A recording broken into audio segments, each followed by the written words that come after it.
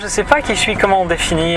Je suis un garçon, a priori, de 22 ans, qui travaillait jusqu'il y a peu en agence de communication, qui est parti, qui est passionné de voitures, un petit peu, de musique et de photographie, et de nouvelles technologies aussi, enfin de plein de trucs en fait. Première impression assez positive. Écoute, c'est une voiture qui est marrante, qui est déclinée dans plusieurs gammes, qui sont toutes plutôt accessibles. Aujourd'hui, quand tu es jeune, soit tu achètes une voiture neuve, soit tu achètes une voiture d'occasion. Le risque, si c'est ta première voiture d'occasion et que tu achètes un truc un peu ancien, c'est que ça tombe en panne et que tu aies des soucis, etc., et que tu sois embêté. Et là, tu t'économises un peu. Finalement, tu peux te payer une voiture neuve pour un peu moins de 20 000 euros.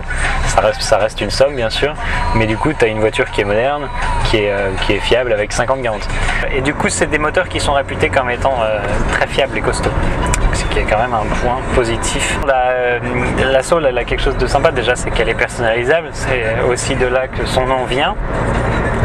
C'est un petit peu l'esprit et la voiture customisable.